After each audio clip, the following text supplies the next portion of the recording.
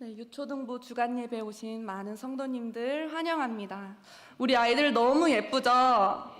너무 사랑스럽죠? 저도 이제 아이들과 예배를 하면 이제 한 주 한 주 아이들이 막 말씀도 저번 주 말씀도 기억하고 퀴즈도 막 열정적으로 맞추고 목이 터져라 찬양을 부르는 모습을 보고 감동을 받을 때가 너무 많습니다. 우리 회장 윤기부터 해서 부회장 우진이, 아이고 이거 이름을 시작했으면 다 해야 돼가지고 그냥 유초등부 일동이라고 할게. 유치부 일동 모두 너무너무 사랑스러운 우리 하나님의 자녀입니다. 제가 우리 뚝섬교회에 이제 한 5주 정도가 됐어요. 그런데 그 5주 동안 정말 28년 동안 저의 모습이라고 생각했던 많은 모습이 좀 발견을 했습니다. 저는 제가 기계까지는 아니더라도 조금 섬세한 사람인 줄 알았는데 제가 유초등부 말고도 행정과 재정을 맡고 있어요. 그래서 이제 막 문서도 해야 되고 이제 주보도 해야 되는데 이 문서를 켜고 주보를 딱 할 때 마치 이 사도 바울이 예수님을 만났을 때 그 눈이 가리워진 것처럼 그 답답한 그 역사의 사건을 제가 경험하는 것 같습니다. 아무리 확인해도 막 틀린 부분이 있어요. 그래서 이 사도 바울이 예수님 만날 때 눈이 가려워져서 답답한 그 심정을 제가 주보를 만들 때 정말 그 답답한 주님 일상생활에서는 막 이것저것 다 보이셔가지고 예민한 사람으로 만드시더니 주보 창만 키면 왜 제 눈을 가리우십니까? 또 투정 아닌 투정을 부리고 저는 제가 아이들한테 화를 못 내는 사람인 줄 알았어요. 그래서 우리 아이들을 딱 처음 만났을 때 저를 뭐라고 소개를 했냐면 애들아 전도사님은 정말 착한 사람이야. 화를 낼 줄을 몰라. 그러니까 힘들어도 웃어 이렇게 아이들한테 소개를 했단 말이에요. 그런데 그 주가 이제 어린이 주일이어가지고 우리 아이들이 내려와서 안수기도도 받고 선물도 받는 그런 시간을 가졌어요.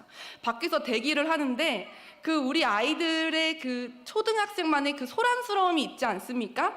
이제 아이들이 이상해서 나오는 그 소란스러움이 아니라 그 연령대가 가지고 있는 그런 소란스러움이 있어요. 그래서 제재를 했는데 이게 잘 말을 안 듣는 거예요, 애들이. 멈춰지지가 않는 거예요. 그래서 거기서 바로 야 이렇게 정색을 하는 저의 모습을 또 발견하고 제가 더 놀랐습니다. 그런데 그 날을 시작점으로 매주 아이들에게 정색을 하고 있는 저를 발견합니다. 어디 가서 뭐 소문내시면 안 돼요. 야 뚝섬교회 유초등부 전도사가 그렇게 아이들한테 화를 내더라. 뭐 이런 식으로 소문을 내시면 안 돼요. 아이들이랑 친합니다. 장난도 많이 치고. 예. 앞으로도 제가 알고 있던 저의 모습을 좀 많이 깨고 또 성장하는 사역이 좀 기대가 됩니다. 우리 교회 안에서 아이들의 이 소란스러움과 이 뛰어다니는 소리, 막 소리 지르는 소리, 때로는 막 다투는 소리, 깔깔거리는 소리가 어쩔 때는 정말 정신없게 느껴질 때가 있습니다. 우리 성도님들이 우리 아이들이 뭐 소리는 지르는 모습, 뛰어다니는 모습을 상상을 하시면 마치 푸른 들판에 양들이 뛰어다니며 뭐 주변에는 꽃가루가 날리는 그런 모습을 상상하시겠지만 그런 환상을 깨서 죄송합니다. 마치 아무도 시작은 안 했지만 소리 지르기 대회를 연 것처럼 나한테 온 목소리보다 더 크게 나가야 되는 그런 현상들이 있고 예배만 끝나면 마치 하나님께 방언이라도 각자 받은 듯이 선생님들과 제가 알아듣지 못하는 그 단어들로 막 이야기를 하는 겁니다. 의사소통이 돼요. 참 신기합니다. 그래서 제가 아이들한테 막 이런 얘기를 해요. 왜 한시도 가만히 있지를 못하니? 왜 한시도 가만히 있지를 못할까? 이런 말을 하는데 사실은 제 마음속에서는 이 아이들의 소란스러움과 이 아이들이 막 뛰어다니는 거, 장난치는 모습, 막 깔깔깔깔 웃는 이 모습이 이런 소리가 우리 뚝섬교회가 미래가 있다라는 증거라고 생각을 합니다. 만약에 우리 교회에 아이들의 소란스러움이 없고 웃음소리가 없고 때로는 다투는 그 소리가 없다라면 아마 뚝섬교회가 미래를 점점 잃어가는 것 아닐까요? 다음 세대는 정말 중요합니다. 교회에서뿐만 아니라 이 세상 밖에서도 다음 세대를 교육하고 세워나가는 것이 정말 중요하죠. 우리는 다음 세대를 잘 양육하고 세워가야 합니다.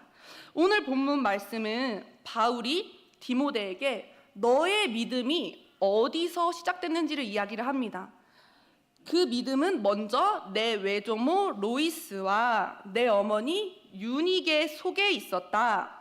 디모데가 누군가에게 그 믿음을 계승받았다라는 것을 이야기하고 있죠.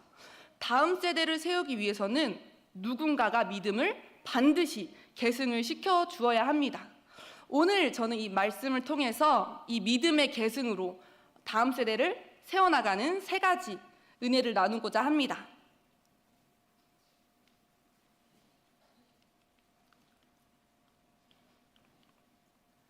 자, 첫 번째, 믿음 계승은 가정에서 시작됩니다.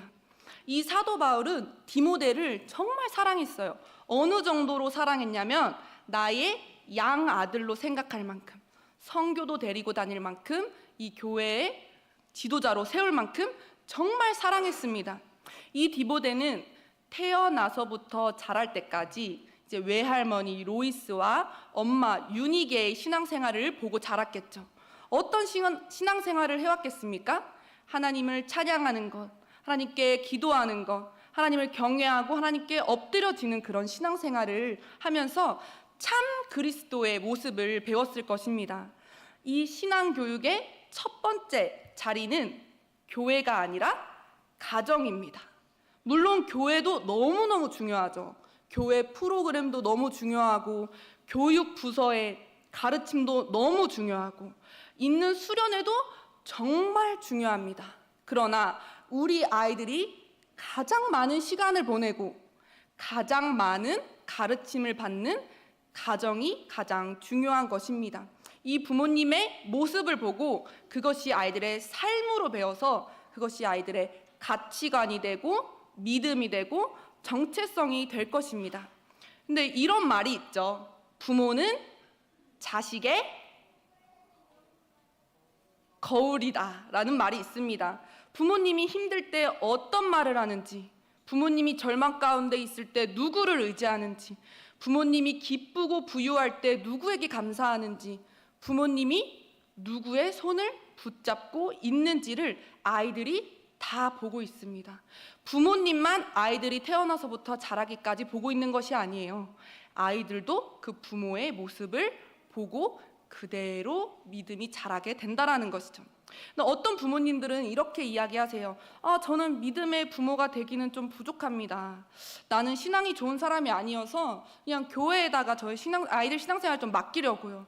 그런데 하나님께서는 완벽한 부모를 원하시는 게 아닙니다. 하나님께서는 어떤 부모를 원하시냐? 하나님을 경외하는 부모, 하나님을 사랑하는 부모, 아이들을 성경으로 가르치는 부모, 나의 부족함을 인정하고 하나님께 나의 자녀를 맡겨드리는 부모를 원하시는 거죠. 그런 모습을 보였을 때 우리 자녀들에게 믿음의 씨앗이 될 것입니다.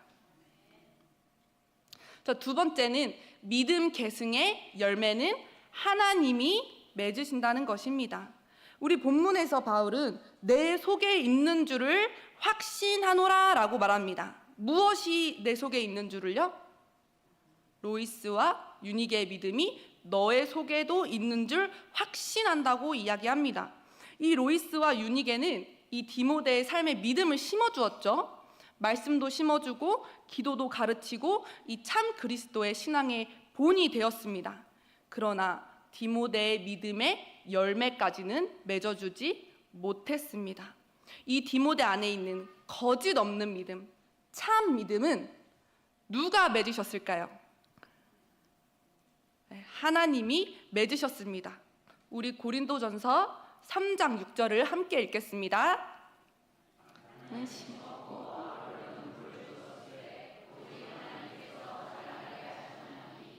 아멘. 신앙교육도 마찬가지입니다. 부모님은 씨를 뿌립니다. 교회에서는 잘 자라도록 물을 줍니다. 자양분을 줍니다. 그리고 하나님께서는 자라게 하십니다. 우리가 아이들을 가르치고 양육하면서 이 사람의 눈으로는 아이들이 변하지 않는 것 같고 아이들이 야 이거 어떡하나 이 절망과 낙심의 마음이 들 때가 있습니다. 내가 부족한 부모라서 그런가? 내가 자격이 없는 선생님이라서 그런가? 라는 생각이 들면서 낙심에 빠질 때가 있어요. 우리 아이들을 달래도 보고 혼내도 보고 재촉해도 보고 기다려도 보지만 이 사람의 시선으로 아이들이 변하지 않는 것 같아 보일 때 정말 마음이 괴롭습니다. 그러나 우리는 결과는 책임을 지는 사람이 아닙니다. 우리의 책임은 말씀을 심고 기도로 물을 주는 것입니다. 그리고 결과는 하나님께서 책임져 주시는 것입니다. 하나님께서는 우리가 알지 못하는 순간에도 일을 하시죠. 우리가 깨닫지 못하는 순간에도 하나님께서는 일하십니다. 때로는 어떤 사람은 그 시간이 굉장히 오래 지나야 열매를 맺는 사람이 있습니다. 이 로이스와 유니게도 이 자신들이 심은 이 디모데의 믿음이 훗날 이 교회를 이끌어가는 지도자가 될 거라고 상상이나 했겠습니까? 상상 못했겠죠. 그냥 계속 심어주고 기도해주고 물을 준 것입니다. 그런데 훗날 하나님께서 교회의 지도자로 열매를 맺게 하신 거죠. 그러므로 우리는 포기하면 안 됩니다. 낙심하면 안 됩니다. 우리는 끝까지 아이들에게 복음을 심어주고 기도로 물을 주어야 합니다. 믿음의 열매는 하나님께서 완벽한 타이밍에 맺게 하실 것입니다. 세 번째는 믿음 계승의 목표는 하나님의 일꾼입니다. 본문에서 바울은 이 디모데의 믿음을 칭찬합니다. 야, 거짓 없는 믿음. 그런데 여기서 칭찬에서 그치지 않고 이 바울을 훈련시키고 동역자로 세우고 있습니다. 이 디모데는 그냥 믿음을 계승받은 사람이 아니라 단순히 그냥 물려받은 사람이 아니라 하나님 나라를 섬기는 일꾼인 사람이 되었습니다. 이것이 믿음 계승의 목표이죠. 믿음 계승은 단순히 어떤 신앙을 보존하는 거에서 멈추지 않습니다. 야, 예수님이 역사 때 이러셨대, 옛날에 이러셨대, 하나님이 옛날에 이러셨대, 너네 이거 잘 기억해야 돼, 너네 이거 잃어버리면 안 돼, 잊어버리면 안 돼, 이렇게 그냥 역사의 이야기처럼 보존하는 것이 아니죠. 그 아이들이 현재도 하나님께서 일하고 역사하신다는 것을 믿고 하나님의 일꾼으로 세우는 것이 목표입니다. 만약 로이스와 유니게가 디모데에게 믿음을 가르쳤지만 이 디모데가 하나님께 쓰임받는 사람으로 성장하지 못했다면 이 디모데는 그냥 반쪽짜리 신앙이었을 것입니다. 그런데 디모데는 그 복음의 일꾼이 되어서 계승이 목표가 그 하나님의 일꾼이 되어서 교회를 섬기는 지도자가 되었습니다. 우리 성경을 보면 하나님께서는 계속해서 다음 세대를 준비하십니다. 모세 다음엔 여호수아, 엘리야 다음엔 엘리사, 그리고 바울 다음엔 오늘 나온 디모데, 계속해서 다음 세대를 준비하시는 거죠. 하나님의 역사는 한 사람에서 그치지 않습니다. 이 하나님의 역사는 한 세대에서 멈추지 않습니다. 하나님은 지금도 다음 세대를 준비하시고 그들을 통해 하나님의 역사를 이어나가고 계신 겁니다. 우리 다음 세대는 우리 교회의 미래입니다. 하나님께서 지금도 우리 교회를 위해서 하나님의 계획을 이루시기 위해 아이들을 훈련시키고 세우고 계십니다. 이제 우리 교회가 곧 있으면 60주년을 맞이하는데 우리 성도님들이 정말 헌신하고 봉사하고 말씀으로 기도로 전도로 지금까지 하나님의 손가발이 되어서 60주년을 맞이하지 않았습니까? 이제는 성도님들이 든든한 기둥이 되어서 우리 다음 세대 아이들에게 그 믿음을 계승시켜주고 이 아이들이 성도님들이 하셨던 것처럼 헌신하고 사랑하고 봉사하고 말씀과 기도로 우리 뚝섬교회를 100주년, 1000주년 하나님의 손가발이 되어서 하나님의 일꾼이 되어서 이어나가야 할 것입니다. 우리는 다음 세대를 정말 잘 세워야 합니다. 교회는 단지 이 건물만 커졌다고 부흥이 아닙니다. 사람들이 많이 모였다고 해서 부흥이 아닌 것이죠. 그럼 어떤 것이 부흥일까요? 하나님을 사랑하는 사람들이 일어나는 것, 하나님을 경외하는 사람들이 일어나는 것, 하나님의 일꾼이 된 사람들이 일어나는 것이 부흥입니다. 우리 아이들 정말 좋은 대학 가고 정말 좋은 직장에 들어가는 거 너무 좋지만 우리 하나님의 일꾼이 되어서 교회를 세워가고 이 밖에 있는 세대를 변화시키는 하나님의 일꾼이 되는 것이 더 중요합니다. 하나님께서 우리 가정의 자녀들을 그리고 우리 교회의 다음 세대를 이 세대를 변화시키는 믿음의 사람으로 세워주시기를 간절히 소망합니다. 기도하겠습니다. 하나님 감사합니다. 우리 교회의 다음 세대를 허락하시고 보내주시니 감사합니다.